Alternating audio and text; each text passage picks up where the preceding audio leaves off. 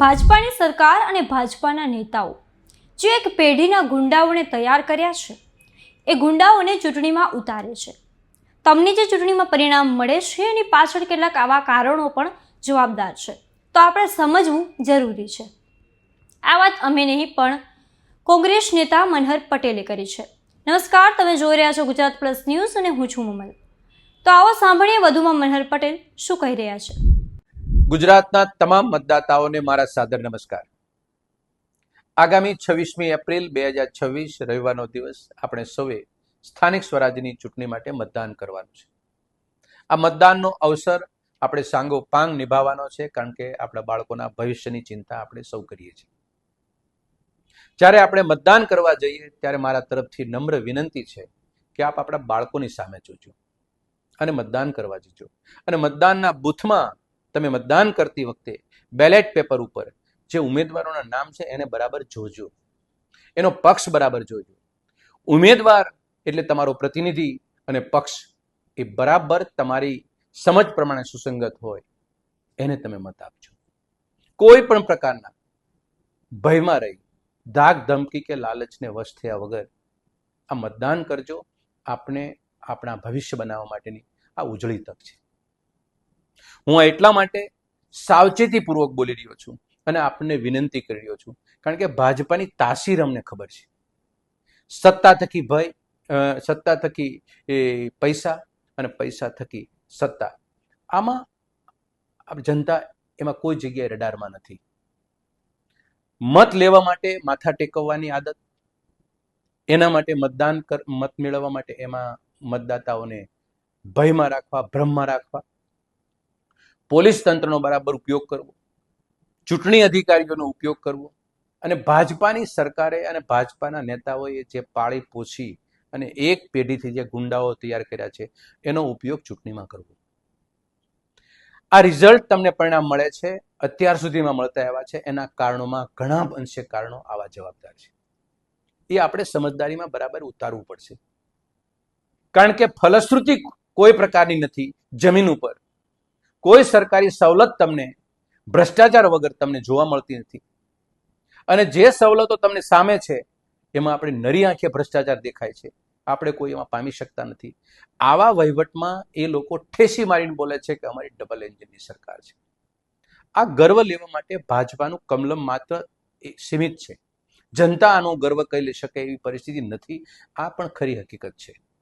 એટલે આ ખરી હકીકતને ધ્યાને લઈ દર સમયે આપણે જ્યારે ચૂંટણીમાં મતદાન કરીએ ત્યારે સ્વસ્થ બનવાની જરૂર છે, અને ખૂબ સ્વસ્થ બનવાની જરૂર છે. આ અમારો આગ્રહભરી વિનંતીનો ભાગ પણ છે. ગુજરાતમાં શિક્ષણ, આરોગ્ય, મહિલા સુરક્ષા કે કોઈ પણ સુરક્ષા, રોજગારી, સ્થાનિક સ્વરાજ્યની ચૂંટણીના ભાગમાં આવતી સગવડતાઓ, તમામ ઉપર આપણે નજર કરીએ.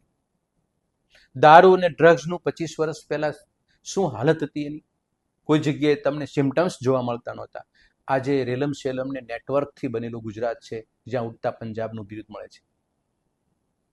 ગુજરાતના બજેટના અડધી કિંમતનો અહીંયા ડ્રગ્સ પકડાનો તમે કલ્પના કરી શકો છો? અને 20 લાખ લોકો ડ્રગ્સ લેતા થઈ ગયા. 2600 પેડલર ઓફિશિયલી ગવર્મેન્ટ રેકોર્ડ ઉપર આવ્યા. આવી હાલત કરવા પાછળ જવાબદાર કોણ?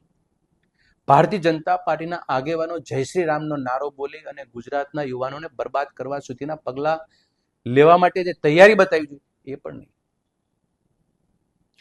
એટલે સ્થાનિક સ્વરાજ્યની ચૂંટણીમાં 26મી એપ્રિલે મતદાન કરવા માટે આપણે સૌ સ્વસ્થ બનીએ. એક સરસ મજાની તારીજ મારીએ આપણા વિસ્તારની, કે આ લોકો સરકારમાં બેઠા હતા 5 વર્ષ સુધી, અમારા રોડ, રસ્તા, ગટર, પાણી, સ્વચ્છતા, ગંદકી, આ કંઈ એના માટે કંઈ કામ કર્યું છે?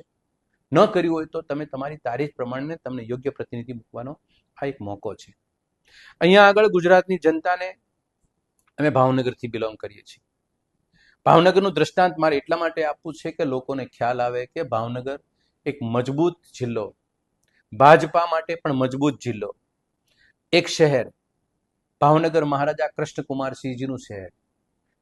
એ શહેર એવા અમારા પૂર્વજો જે વડવાઓ હતા, જે ધરોહર હતી, ભાવનગરનું નામ કલા અને સંસ્કાર નગરી સાથે જોડવાનું કામ જેમને અવિરત પેઢીઓથી કરતા આવ્યા, એવી સરસ મજાની નગરી આજે એ કલા અને સંસ્કારી નગરી તરીકે એની વાક્ય રચનામાં ભાવનગર મૂકવું એ આજે પ્રશ્નાર્થ ઉભો કરે છે. ભાજપાના 2 પ્રદેશ પ્રમુખો એ ભાવનગરે આપેલા. ભાજપાના વર્તમાન કેન્દ્રીય મંત્રીઓ 2 એ પણ ભાવનગરના છે. ગુજરાતની સરકારમાં 2 કેબિનેટમાં બેઠેલા 2 મંત્રીઓ એ ભાવનગરના છે. 25 વર્ષથી કોર્પોરેશન, 35 વર્ષથી લોકસભામાં પ્રતિનિધિત્વ અને જિલ્લા પંચાયત પણ 25 વર્ષથી. કેટલો પાવર ભાવનગરની જનતાએ આ ભાજપાને આપ્યો છે. હવે કોઈ પાવર બાકી ભાવનગરની જનતા પાસે છે જ નહીં. આટલો પાવર જેટલો હતો એટલો પાવર ભાવનગરની જનતાએ આ ભાજપાને આપ્યો છે. ભાવનગરને શું મળ્યું? તો કે 200 મર્ડર 1 વર્ષમાં. એરપોર્ટ, પોર્ટ, યુનિવર્સિટી અને તમામ પ્રકારની વર્તમાન સગવડતાઓ એ કોંગ્રેસની કૃપાથી કે કોંગ્રેસના દૂરંદેશી નિર્ણયના કારણે છે. કોઈ જગ્યાએ ભાજપાનું કોઈ ઇન્ફ્રાસ્ટ્રક્ચર માળખામાં કોઈ યોગદાન નથી. કલા અને સંસ્કારી નગરી બનાવવા પાછળનું કામ એ તો ભાવનગરના ધરોહર જે જીવી ગઈ એ લોકોનું કામ છે. એ લોકો કરી ગયા. તો વર્તમાન ભાજપાનું આટલું બોડીને સામ્રાજ્ય માટે સુદૃઢ બનાવનારા ભાજપાના નેતાઓની ફલશ્રુતિ શું? એટલા માટે ગુજરાતની જનતાને આ વિનંતી કરું છું, આટલો ભાજપાનો પાવરવાળો જિલ્લો અને ભાવનગરની બદથી બદતર હાલત.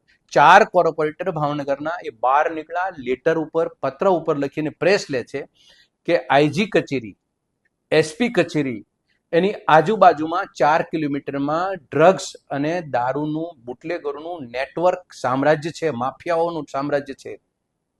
અને ભાજપા સરકારને કોઈ ફરક નથી પડતો. પોલીસને કોઈ ફરક પડતો નથી, તંત્રને કોઈ ફરક પડતો નથી, અને એ ભાજપાના કદ્દાવર નેતાઓને પણ કોઈ ફરક પડતો નથી કે ભાવનગરની અંદર આ બધી વસ્તુ ફલશ્રુતિ કોના કારણે છે?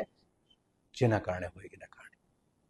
આ નેતાઓની કામગીરી બાબતમાં બોલું છું. મતદાન કરીને ભાજપાની સરકાર ચૂંટાવીને જો તમારે નેટવર્ક બેઝ ડ્રગ્સ અને માફિયાઓનું સામ્રાજ્ય તમારા ઉપર કામ કરતું હોય તો તારીજમાં આવું ના આવે. તારીજમાં વિચારવું પડે કે અમારા પરિવારનું, અમારા બાળકોનું, અમારા વિસ્તારનું ભવિષ્ય ભારતીય જનતા પાર્ટી નથી. આ ભાવનગરનો મેં દાખલો આપ્યો. એટલે સમગ્ર ગુજરાતના લોકોને મારી નમ્ર વિનંતી છે, ભાજપાને છોડી કોંગ્રેસ પક્ષના એક પ્રતિનિધિ તરીકે આપને વિનંતી કરું છું, હવે બહુ થઈ.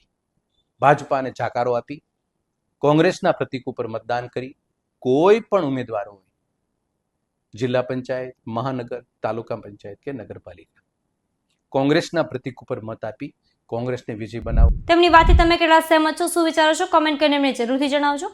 અત્યાર માટે બસ આટલું જ. ધન્યવાદ.